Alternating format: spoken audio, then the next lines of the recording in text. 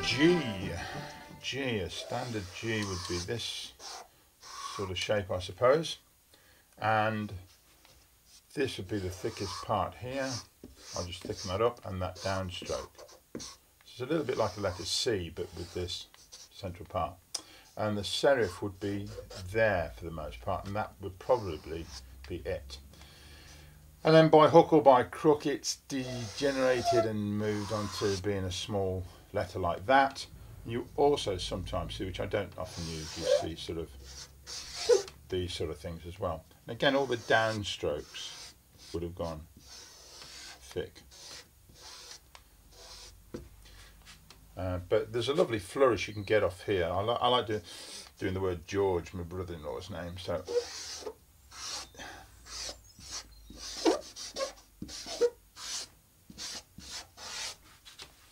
there, the letter G.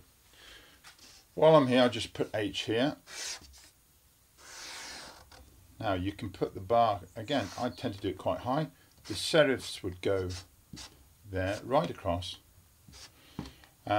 And that would have degenerated quickly to, I say degenerate, I mean they just had to write them over and over again, so as they did it they would change them into, and they would tend to start doing this sort of thing. In fact, the first early ones were like that. So H, and lovely, that stroke down of the H there we can really play about with if we wanted to, and do that, which is really quite nice, and bring the top in like that. Nice. Yeah, don't forget that that's the thickest part there. That's thick, and that would be sort of a thin one. H, not said as H, by the way. I think the word is H with an A.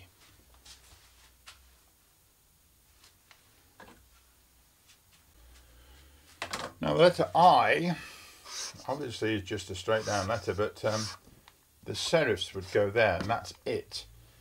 You sometimes see people make a mistake and they'll put an I and then put big bars across as if that was part of the letter. Now those really are the serifs. They're not part of the letter. There is one alphabet that's got those on. I don't like it. Anyway, it then turns, why they put the dot on. Never put a dot on a capital I. The French, God bless them, they tend to do that, and it annoys me. So I can like that, not much else to say really. The letter J, now the Romans didn't have a letter J, and similarly, that if we did do them, that would be the serif there. So really, you shouldn't put a big bar across a J like that. That shouldn't happen, nor should that, nor should that. But people do, and maybe it's going to catch on. J is quite nice for a flourish. Can you put a little bit of a, and then, the only word I know. I'll quickly do K.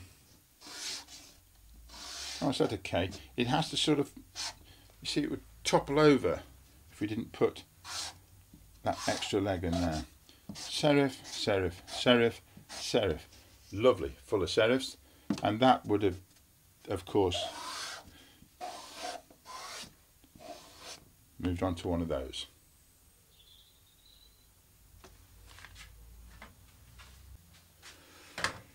Right, we're going well here. I'll do L and M, and then I think we'll stop and we'll save the rest for another video. Right, letter L. Like that. This will be the thicker part. The serif would go there, and there, and there. And you could, like I say, round them off if you wanted. It's quite nice. I like the letter L. So the bottom half of a letter E, really. Right, and that would easily then just move on to be a small letter L like that.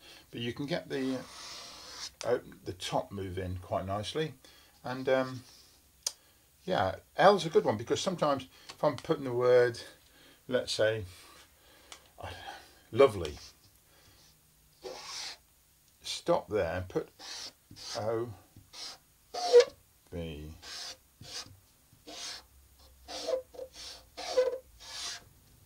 lovely. Now I know how big the word is. I can make this bottom leg of it to really go where I want.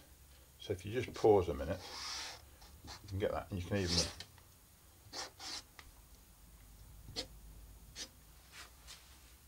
lovely. Right, next one. LM. I'll finish with M. Here we go. Now, basically, the uprights for an M, you could say, oh, I'm going to do that, but those two side pieces really ought to be vertical. And that goes thick there.